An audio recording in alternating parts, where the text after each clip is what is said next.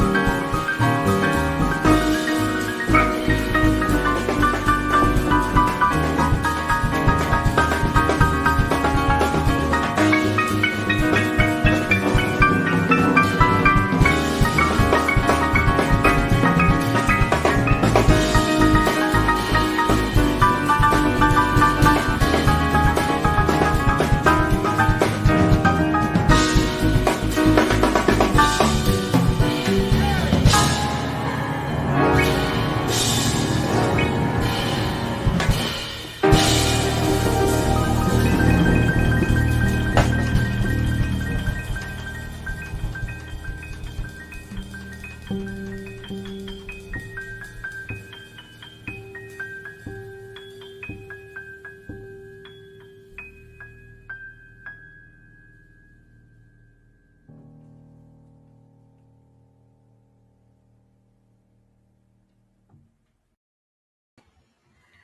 evening, everybody. I'm Keanna Faircloth, host of The Pulse and Afternoon Jazz on WBGO, Monday through Friday, 4 to 8 p.m. I am always excited to welcome my guests, but I'm especially excited tonight because we claim him as DC's own, even though apparently he was born in New York. Pianist, one of the hardest working musicians, composers, educators I know who's out there right now, Mr. Marc Cary. Hey. Hey. Yes. Hey, what's happening, y'all? All right. Oh, that was gorgeous, what we just heard. That was emotional. You know, it's funny. Yeah, thank you. It was a great experience to play the DC Jazz Festival and celebrate all my mentors and collaborators, especially Roy, though. It's my man. Yeah. So that one he actually wrote. Trust. Oh yeah. Mm-hmm. That's a mantra. That's his mantra. It's got a beautiful lyric to it. But it's a prayer, He's very spiritual in nature, very connected to what he does. He's really truly I think he was a devout musician, Mm-hmm. Yeah. And we find that one on your album, Life Lessons, which I yeah. It's dropping on September 17th. Yes. Yep. I think we dropped a single today too. Yes, indeed. And it aired today on WBGO. Yes, it did, didn't it? I am just, proud of you not only being, of course, a graduate of the illustrious, prestigious Duke Ellington School of the Arts in DC, but also, people say you've graduated from Miss BC Academy and Abby Lincoln Academy as well. Mm-hmm. You've been out there for a long time. Yeah. Well, when you look back, it becomes a long time. It doesn't seem that way when you're, the journey up to, through is, if you are mindful of what you're doing, you're not really thinking about, the interval in that way, But when you look back, I have a chance to look back, especially during this period. And which has been really helpful for me because I've been able to connect some dots, for myself and for people that follow me and enjoy the music of the people that I've participated with and collaborated with. But I put out a lot of, back catalog that I've had, the archives. Yeah. And may connected some dots. So yeah, but looking back is something else. I've been here for a minute. Thank you for noticing. No, we noticed how hard you've been working. Oh, I mean, over 30 recordings you have at this point. Yeah. That's prolific. Well, I would say that's kind of how I was taught, coming up through and graduating through the Betty Carter Academy and the Abby Lincoln Academy and the Dizzy Gillespie Academy. Like, I've really been through some academies that, we speak a lot of Abby and Betty because obviously they're some of the strongest women that we have in the history of the music that represent, the trueness of the music, and also that represent the struggle of the music. I mean, because they had to overcome a lot of things. But then, people like Dizzy Gillespie, who I got the good fortune of being in his youth orchestra. That's how I met Dizzy. I played for his 70th anniversary at Wolf Trap. And that's before I was in Roy's band. I met Roy's soon-to-be manager, who was Dizzy Gillespie's road manager at that point. And you can see it. I got the video. I'm gonna send you a clip. Yeah, please. It's me and Dizzy blowing out his candles, and he blew out his candles. I patted him on the back and happy birthday, Diz.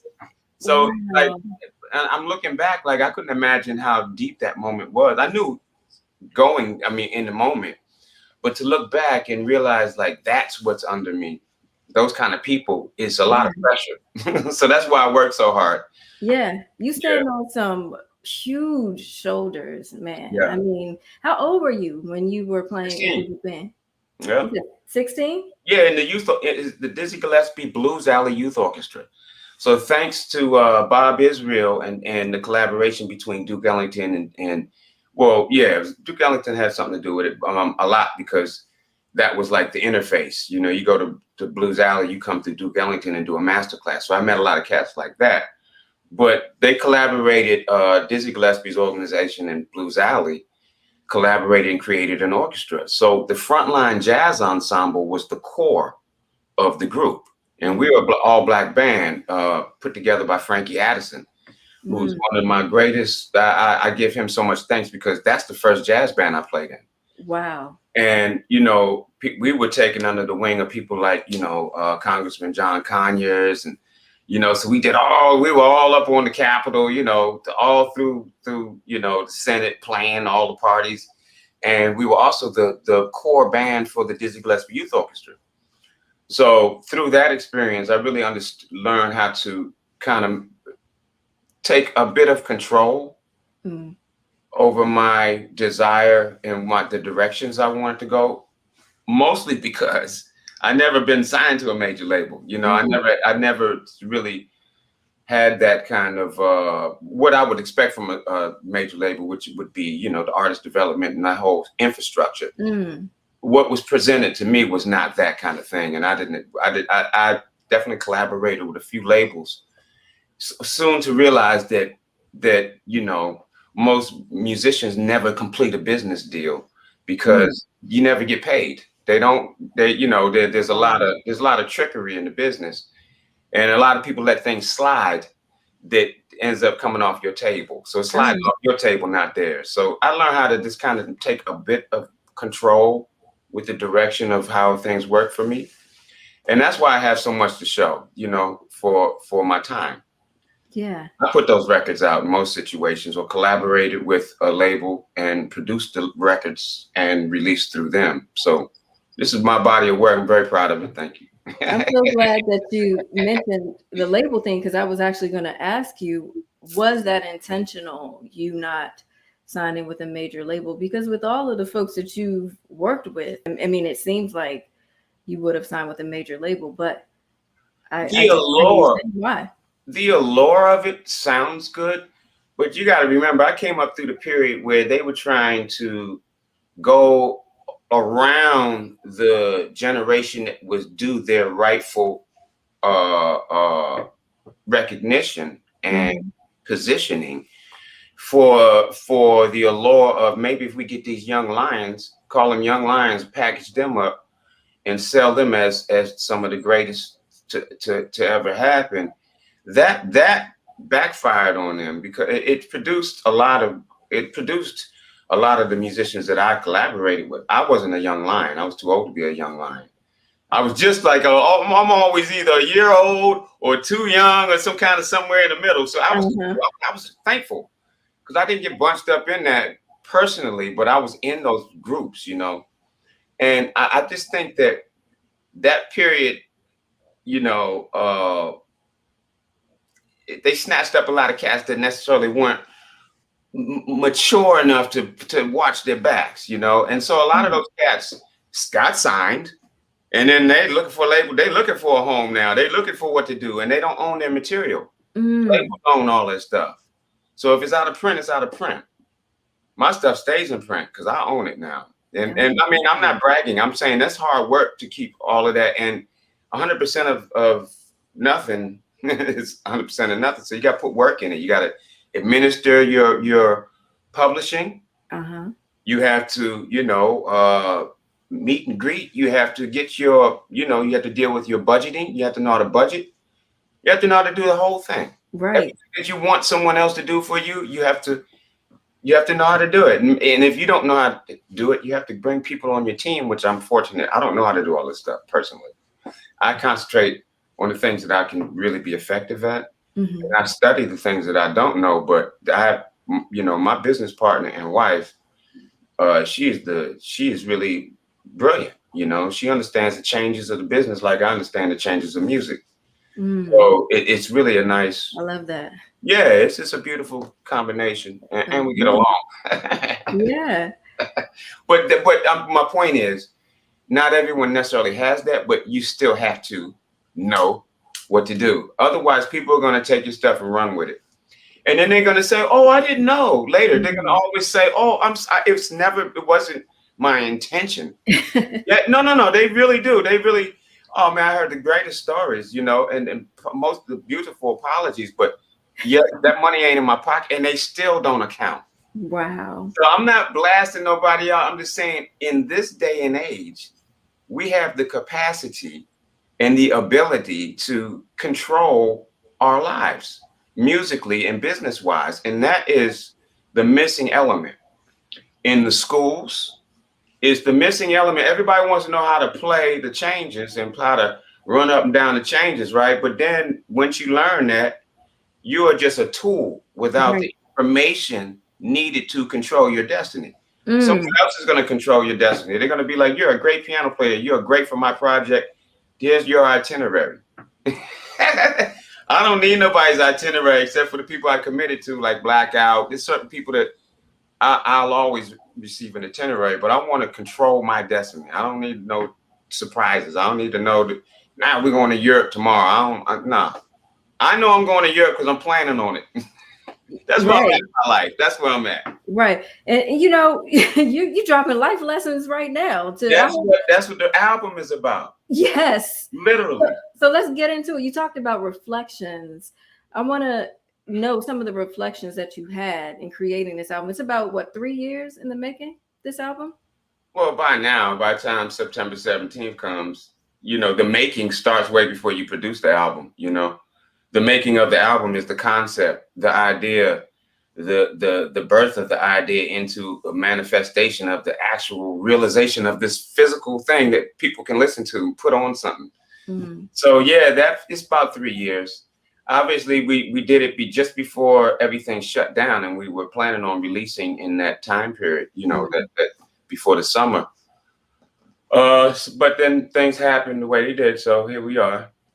Yeah, I think everything in its own time. I think now is an especially good time because a lot of the tracks on this album just seem to have a quality of healing, which all of your music really does, but especially this. I feel it too. I feel it too. Tell me about the trio. I know you guys have been working together for a while at your Harlem sessions. The trios, that trio is this really incredible set of individuals with incredible lives. They both are band leaders, and they were both my students at one time.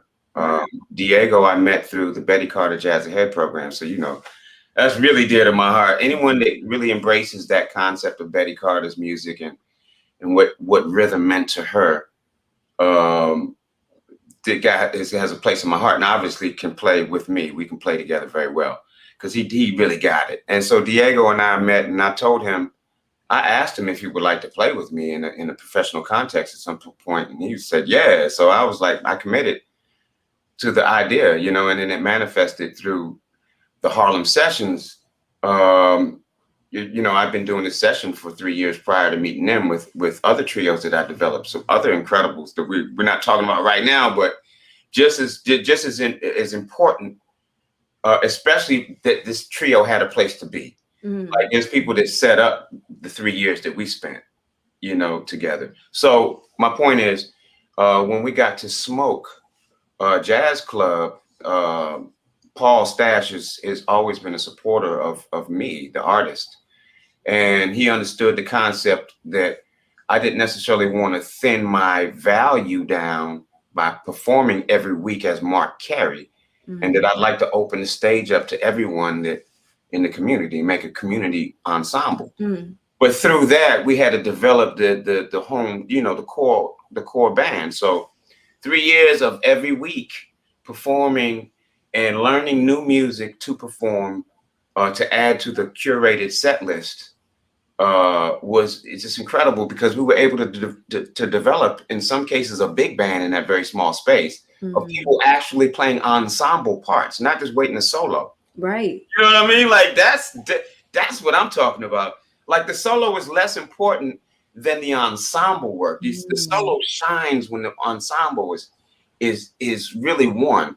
And so that's always been my concept, to bring a community together. And I got that from Sekou Sundiata, and a lot more from Sekou, because he was a community person. Like Betty and Abby were artists, the artist. You know what I mean? It was about them, you know what I mean? And when I say about them, everything about them, you know, their politics, the things they thought about. So I'm not like putting them in no box. I'm just saying that Sekou actually would go out into the community and have community talks with people at concerts. He had to call it community sing. And he'd sing we'd all get together and sing the indoctrinated songs that we all know, like the nursery rhymes and these different songs. And then we talk about them and get to the nuts and bolts of why am I indoctrinated to know this stuff? So just the ability to bring people together and unify on something that we all commonly know, like the national anthem. Yeah. You know, things we've been indoctrinated with. So the Harlem Sessions was my way of being in the community and addressing issues. Like the songs that we picked weren't all from the American songbook, but more from the artists that were the composers, you know, like the Cats, you know. So that's more, I was more about bringing the side B tracks in. Yeah. You know, I like side B. It's just some powerful stuff came out of the Harlem Sessions. I'm curious because the theme here is life lessons. You mentioned Sekou and how you learned a sense of community from just watching him, right? Yeah, participating, you know. He was a second manifestation of real community involvement. Who's the first one? Well, the first happened in DC when I was 15. So you got to understand, like, my life, I'm going to do a documentary, and I really, a lot of it, I can't just reveal, because then it's like so many questions. Everybody has so many questions. But to put it in a little nutshell, I had an incredible journey to get to Duke Ellington School of the Arts. I went through rehab at the age of 14, basically because I was an entrepreneur at a very early age. And even in DC, you got music, you got sports or federal government and any kind of variation of that kind of situation, you know. Yeah. So it was always for me, about autonomy. I grew up in a household where, you know, I had a stepfather and I was one of 5 siblings. So, you know, it was like, you know, you got to get yours. You got to get out there. I did lawns. I had a paper route. I had all kind of things that from the time that I was trusted to go out. And the paper route was the first thing. And then you know, I got into just the entrepreneurship. So I put a band together very early age.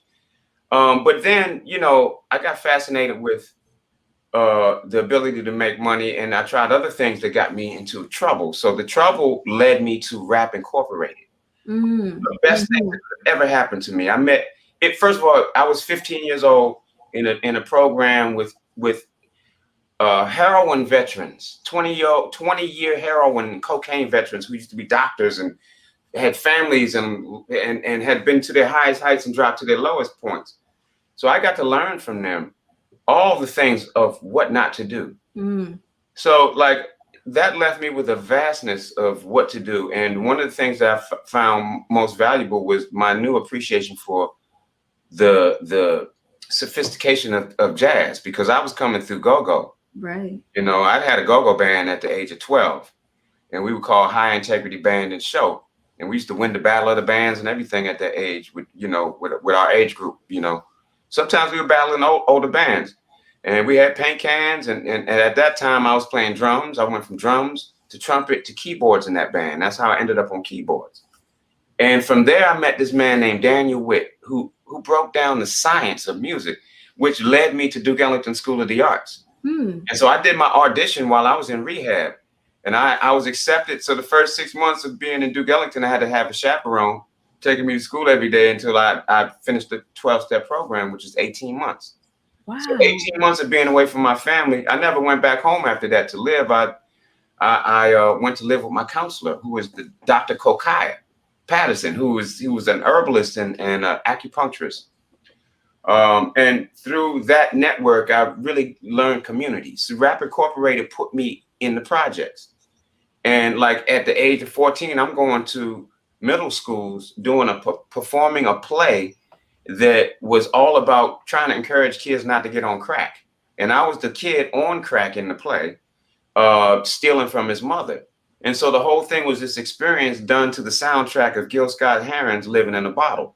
Wow. You know, so like I'm performing for kids that I'm supposed to be in class with, showing them that there's another way. I did a PSA. I did a PSA, a public service announcement about PCP, and I won the competition. And my PSA was played all through DC. You know, so these kind of things motivated me to be community oriented, also to be involved in and to have a voice, not only as the musician, but as the, you know, the entrepreneur, the cat that brings economy to people. Like, so, you know, bringing economy to the trio, opportunity to play every week. This album should present some things that, you know, we could feed our families with. And that's having control over that is a powerful thing. So that's my message. You know, I'm sorry, I'm pretty direct about what I'm talking about, Keanna. I love that. And, you know, it just makes so much sense. You early on, you knew you want to control because you've always sort of been resourceful and, you know, taking control of your own destiny, it seems. So you knew right early on that you wanted to be in control. Yeah, I'm gonna quote Gary Bartz. I'll quote Gary Bartz on that very same subject. He has a book called Everything's Under Control. And so that the question is, who is control? In this situation, I'm control. But when they say everything's under control, that means someone is controlling it or something is controlling it. You know what I mean? So I want to be control. I'm control, the control center in my life. And I bring people in and involve myself and do business with people who do business. And that's the plan. And that's what I've been attempting to do. And I think now I have a clear path of doing it. Now that I'm out of the way of people that make promises that they don't keep. Like paying you for your record. You know, that's a big deal. And most musicians never finish the deal.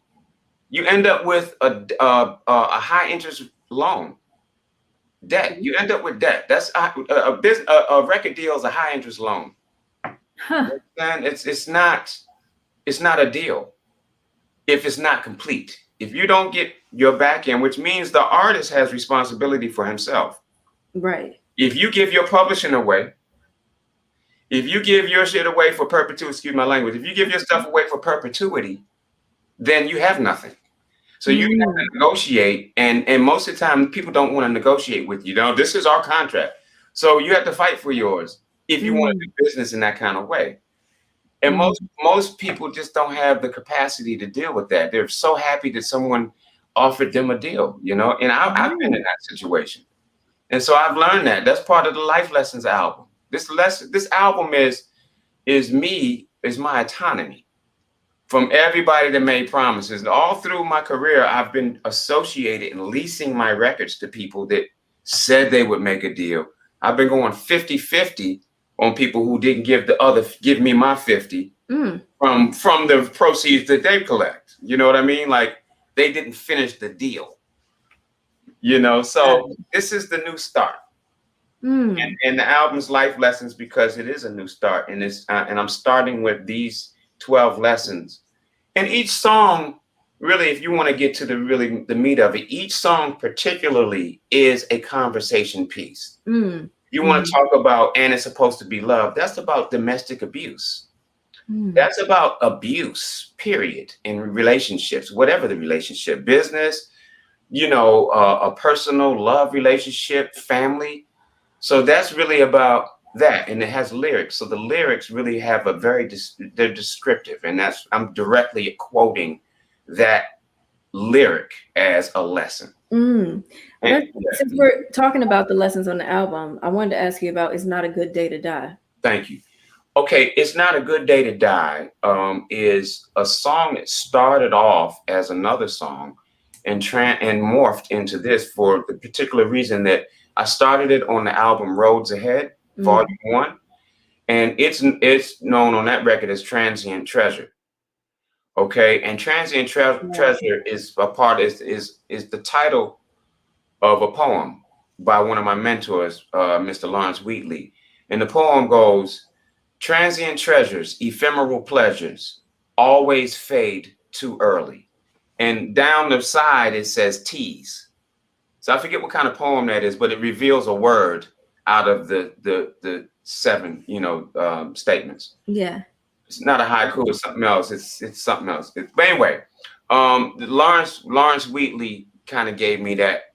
But so that song went from Transient Treasure into a piece that I performed with Sekou Sundiata, because I was his musical director for a period. I had the pleasure of being put in that position and learning from that responsibility, truly, because I had never done that for someone else before. Well, I had, but not to that degree, and someone with that much depth, and with that much lyrical content to keep track of and really embrace, So I really had to become a part of his mind to appreciate the position he put me in as a musical director. But he also embraced that song, and the great Gina Breedlove, who's an incredible vocalist, who worked with the great Harry Belafonte, sang in The Lion King for years, played, was in that production forever. And she's just one of the greatest singers and a spiritual gift to the world. And she gave me the gift of the lyric for this album, for that song, dedicated to Amadou Diallo. And Amadou was shot 41 times. And so that started off as that, and then morphed into a celebration or a commemoration of 9/11 on the first anniversary. We performed it with Sekou as he excuse me. It's okay. I understand. This stuff is so powerful. Yeah. It's I'm sorry. No, so it's quite all right. And, that's why I asked about this tune in particular, because it seems so appropriate for now. We just had the 20th anniversary of 9/11. And it seems like now, more than ever, we're losing people. We've lost so many greats in the jazz genre, just in the past year since the pandemic hit. So I know that this album is directly speaking to everything that has been going on, especially inside of this pandemic, but even just in the 2000s, really. It speaks directly to my family too. We've had situations where death was imminent, and we got past it, we got through it, with the grace, so I'm sorry, I can't. No, it's okay. It's okay. And we thank you for this. Yeah. I can't pull it together. It's crazy. I'm trying to get, over. Okay, there it is. Woo. All right. Woo. All right, I'm back. That's okay, man. The emotion that this music, brings out is it's cathartic. Really, it's hard to teach it, It's really hard to teach it because it's an oral tradition, and like when they put you in the schools, the teachers they have protocols, and of course you need those. Yeah. But I really learned from people who were emotionally attached to it, So I mean, it's funny because Abby used to say she's ready to go home. I mean, that shit used to break my heart. But I get it. I mean, I'm like, I get it. Yeah. After you be here too long, you just be hurt, Yeah. And I Is know it possible you could play a track or something? Because I got to pull it together. I don't feel good. Oh, you know what?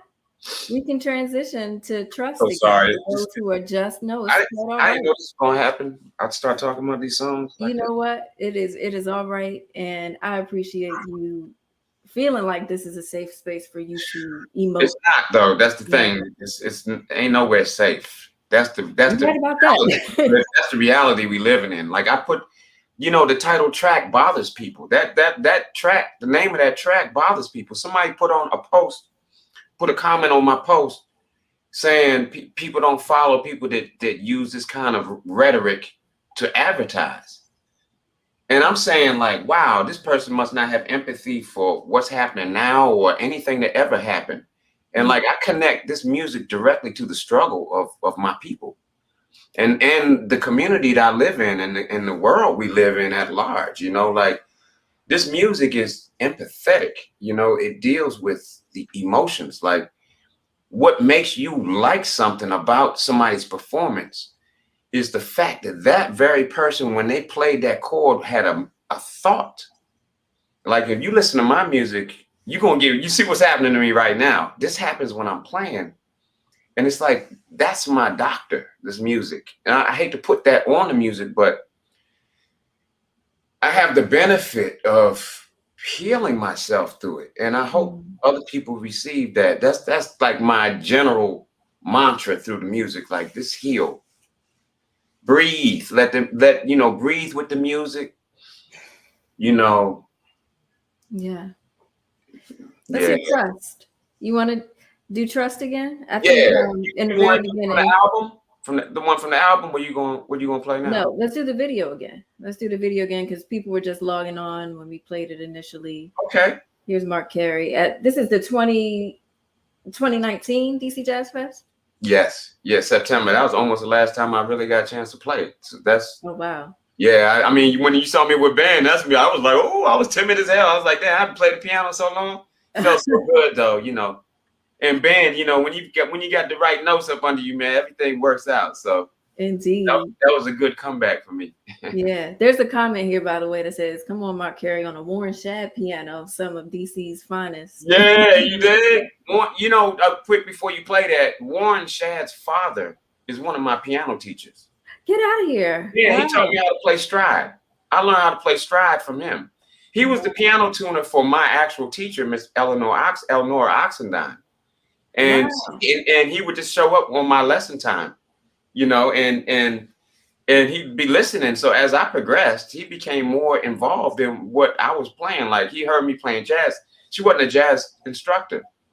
She was a pianist, and she could teach you anything about the piano and American songbook. But when it came to jazz, he had input, and he helped me out a lot. So playing on his you know, on the Shad piano was just another connection to the whole scenario, you know. That's beautiful. That is beautiful. Yeah. All right, we'll be right back. All right. Marc Cary with Trust. This is written by the great Roy Hargrove. It's called Trust. We're going to end the set with Trust.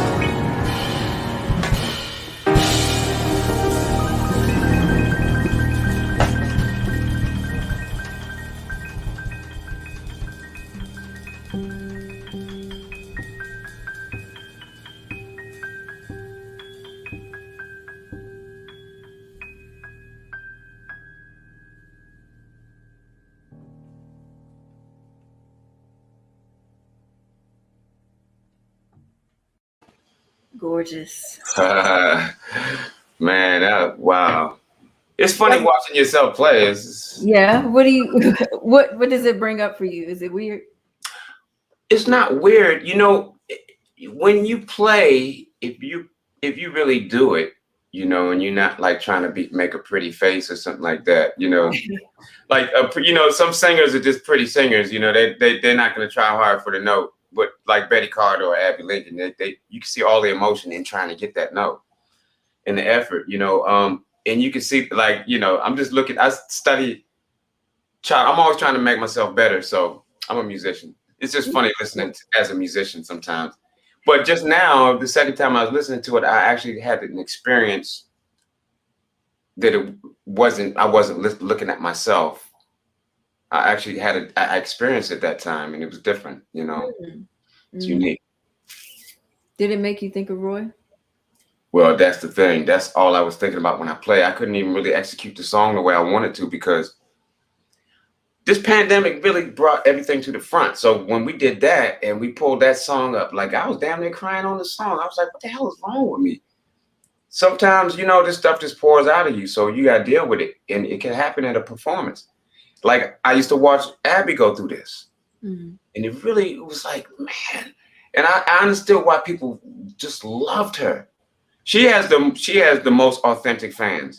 But she literally, whenever she called Down Here Below, because she was literally connected to these lyrics, it would draw tears. But they weren't like, oh, I'm so sad. It was like the weight of what the song means. So if you put all the words together and measure it, the weight of that is, I think, you know, she wore a lot of weight on her shoulders from the world, you know. So like you would see this, and like she would go through the whole thing of, you don't know if it's sadness or just happiness or whatever it is when she delivered, and then she'd be free. It would take a hold of her. You see what I mean? Yeah. Yeah. So sometimes it was a burden for her to release, because you can't play this music without the emotion. It'll sound like what most people sound like these days. It's because they're scared to give it up. Giving it up means not making it sometimes. You see what I mean? Not making it. Not making what you're going for. Sometimes you could just go for perfection, right? And then that means you're not gonna put.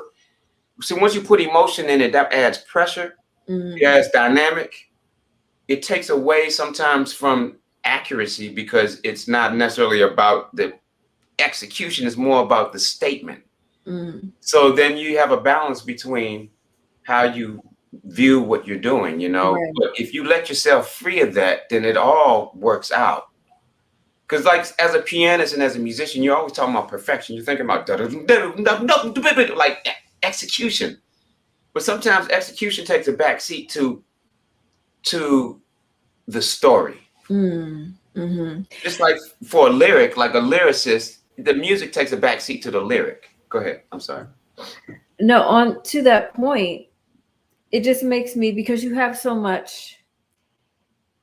many lessons that you have imparted here in this space. I'm wondering, how are you packaging that as a professor? You're at Juilliard and Manhattan School of Music.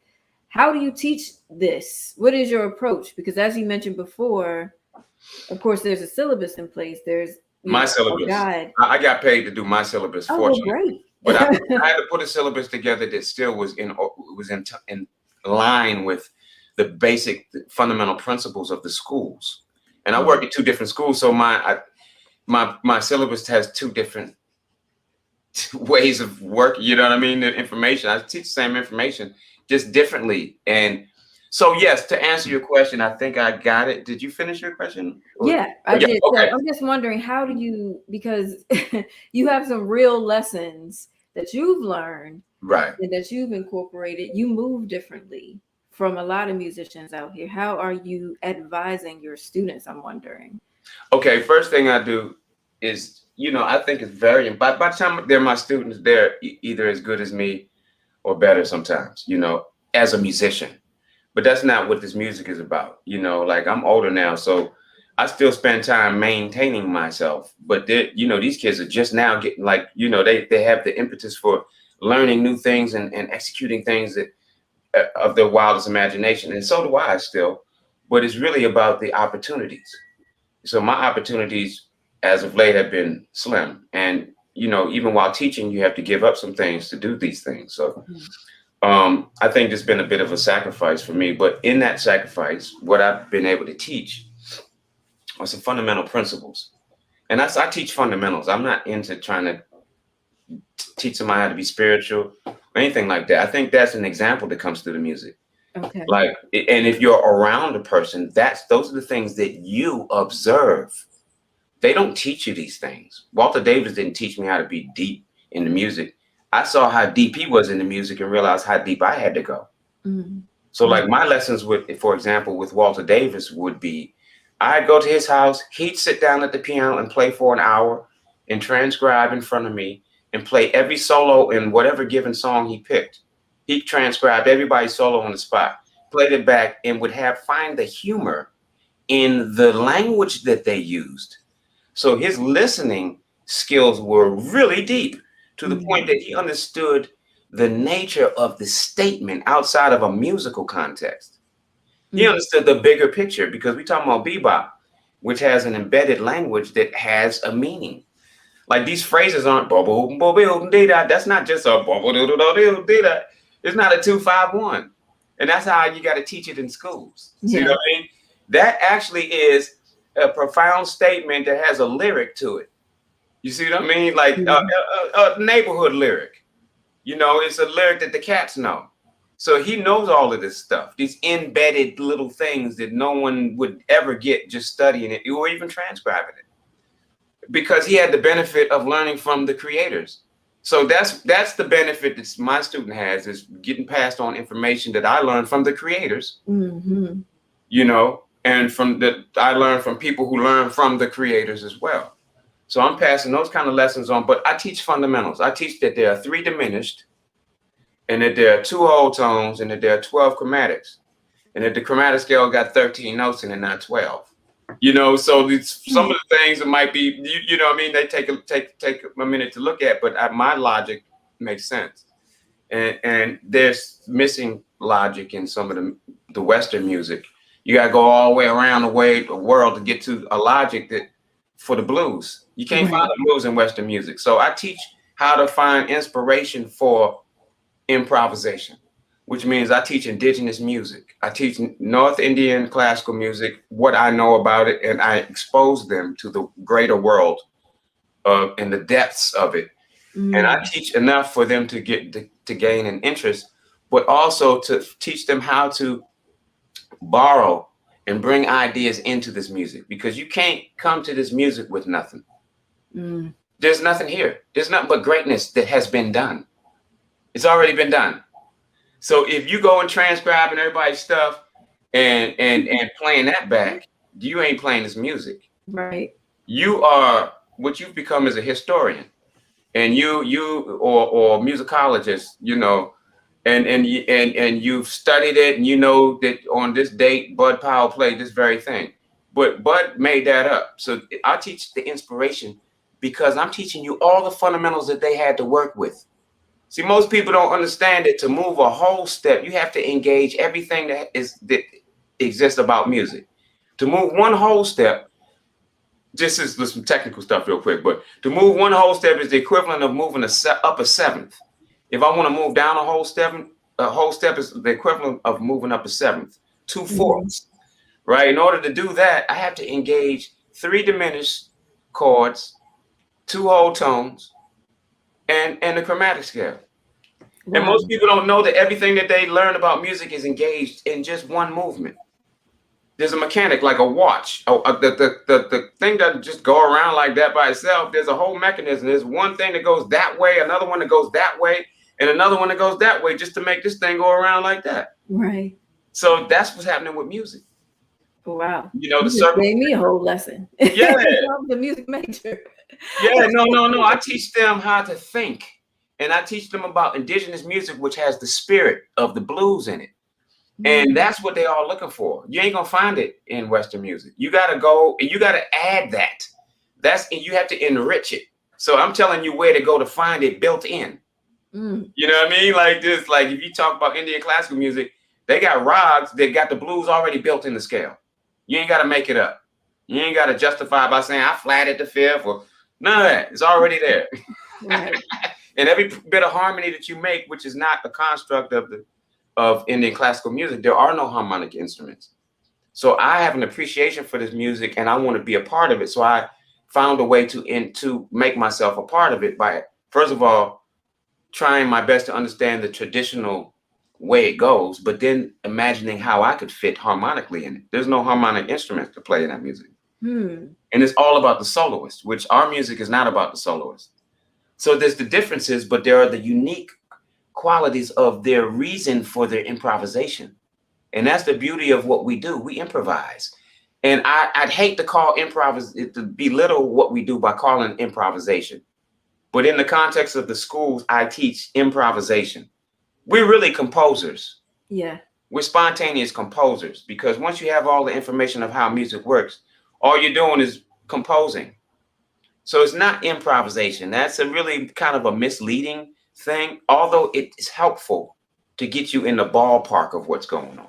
It's deeper than that, though. Yeah. Wow. I need to get into one of your classes. Yeah, you should audit one of my classes. I have fun. By the time we finish the first class, they already playing John Coltrane transcriptions, because I know how to teach that stuff on the spot. And the concept being, like, if we play Giant Steps, we're not playing the melody. We're going to play John Coltrane's first chorus of his solo. That's the melody now. So all the songs that we pick, we take the leader of the album or the featured artist, and we take the first chorus of his solo on whatever given track, and that becomes the melody for the song. Because our improvisation or our spontaneous composition is woven over the harmonies of the song. You see what I mean? So that's another melody. That's another melody. So once you go and figure out somebody's first chorus of their solo, you can understand why the preceding choruses that they took, which means revolutions around the harmony, why they made those decisions. They're all in the first chorus. So the brilliance is in the first chorus, you know? And then the exploration of all the ideas in the first chorus happens in the preceding choruses that they solo. Right. So these are concepts, and I teach them how to make concepts and ask people to deliver on them, because that's the ultimate thing, getting people in the room and having them actually demonstrate or manifest an idea. That's a concept. And it's easy to do it on paper because most people are comfortable. I can see it. No, I'm talking about the kind of concepts that you explain to somebody and then we do it. None of my stuff is on paper. You can take as many notes as you want. You can record it, but I'm not writing it on paper. I'm not giving you a piece of paper to look at. I'll write it on the board, examples. I'll play it so you can hear it, and then you play it back. That's how the music works. It doesn't work the other way. Right. If you give somebody some music, they're going to forget it after they read it. They'll never remember it. They'll never internalize it. They'll always be looking for the paper. You're right about that. Where's the paper? Where's the paper? I don't know paper. I learned that when I got in Betty Carter's band, because she had a book this big. And Betty don't tell you what the next song is. She just then gives you a downbeat. And then you look at the rest of the band and they're like, we're playing, you should know this song. They don't even know the name of the song. They're just playing. You see what I mean? So it's like you have to be that in tune. And it's happening on stage with somebody that got a mic that could easily say, what the hell are you doing? Right. You know, so that's the pressure. These kids ain't learning under pressure. So it's hard to get them to be a diamond in this coddled kind of situation. But they don't get coddled in my class, though. I know that's right. They get nurtured. They get nurtured, but not coddled, you know? Yeah.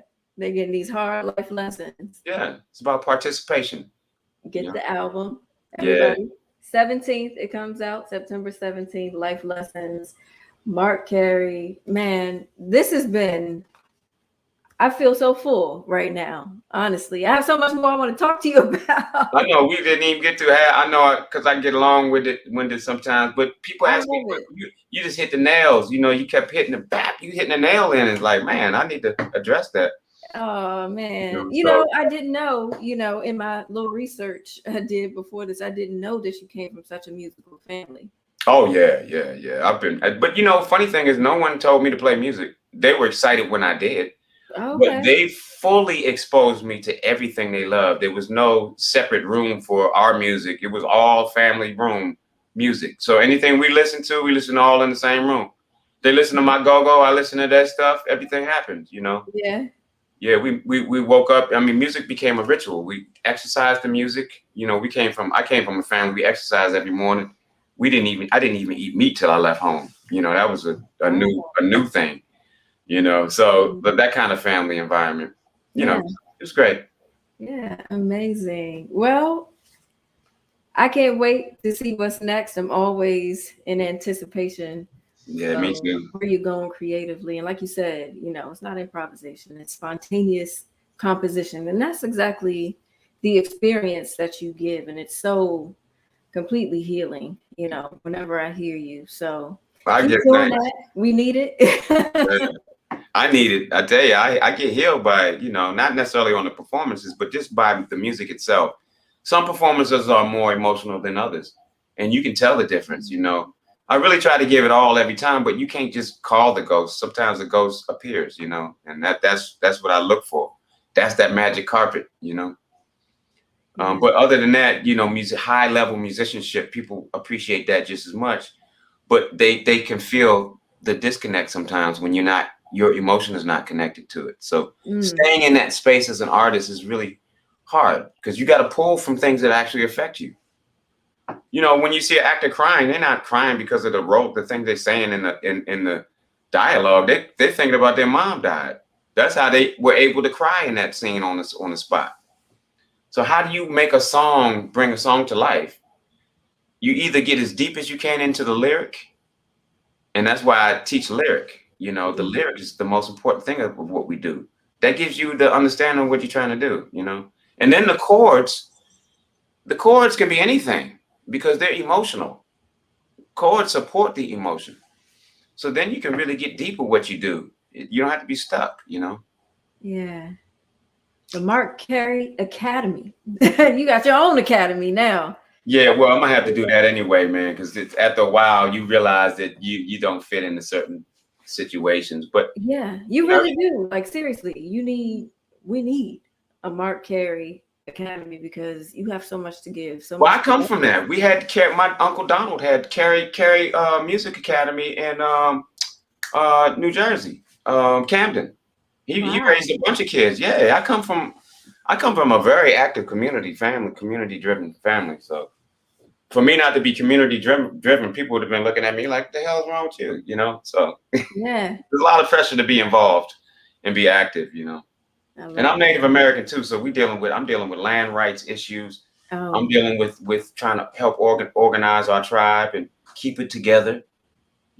And so yeah, there's a wow. lot going on musically and spiritually and in life. All that goes into my music. Oh yeah. A lot charges you, and we hear it Yeah, all throughout Life Lessons. Get it? Comes out September 17th.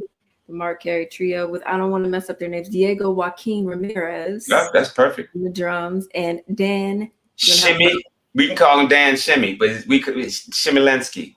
Shimilensky Yeah, Shimilensky. Yeah. on the bass. Yes. Both were your students. That's full Yeah, so circle. Dan, well, I didn't tell you where Dan was a student of mine at Juilliard. He was one of the premier bassists, both in classical and jazz, and just a great bassist. He's uniquely one with that instrument, and you can hear that in his music. He transcends anything that you might think when you see somebody, or because most of the time we're preceded by what people perceive when they see you, and then they're always moved by the difference in their perception and what you really are. Yeah. And he's that kind of gentleman. He's wonderful. Both him and Diego are like that. Yeah. And I'm sure you wouldn't have asked them to be a part of your project if they weren't feeling on another level. I don't think they would want to be bothered with me if they wasn't on the level that I am. And you don't have to be old to be there. It's about connectivity. You can be young. I know young people that are like that. I'm amazed by it. So Yeah, absolutely. We got one last question in the comments here before we close out. okay. It says, with the closure of so many music venues in DC, New York City, and elsewhere, how can younger artists develop? Well, there's a lot we're in a new space right now. So first of all, you have to organize. And I've been doing this since I was 12 years old. You have to organize. You have to become an organizer of people, of an event, of an idea that manifests. The opportunities that were given or that were available to me, the generation before me told me, man, you missed out on everything.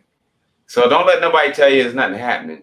You just got to know where to look, and you have to be creative and create your own kind of scenario, which, for me, I'm more interested in working with with, you know, the performing arts organizations and, you know, the bigger clubs, you know, like of note, that actually follow protocols and that are resourceful enough to have what an artist needs, you know. I'm more into those kind of situations than anything else. But you have to go through these different, you have to traverse different paths. It might not be straight ahead for you. It might be, you might have to take the back roads. Either way, you got to get to where you're going, you know. So I would say, if for any student of mine or any person trying to get into this music and figure out what to do, first of all, understand the business of music. The biggest thing is not your expertise on your instrument. That's a given. As great as you can be that. But at the same time, you building those skills, you need to build the skills of understanding how music, the business works now. You can go back and study the history of the recording industry if you want later, but it's a new business now. You need to get on a new business model and take your life into control. You have formats like Bandcamp, which means I'm suggesting performance is not going to be the mainstay, nor should it be 70% of your life, your livelihood. That's a very poor construct, because that leads to poverty at an old age or a young age, which everyone is experiencing now. Like, if your whole thing was about performing, you're in poverty right now. Right. You have to make, you can't, you have to love music, and you have to be able to make music a viable resource for you, which means you have to understand the business of it.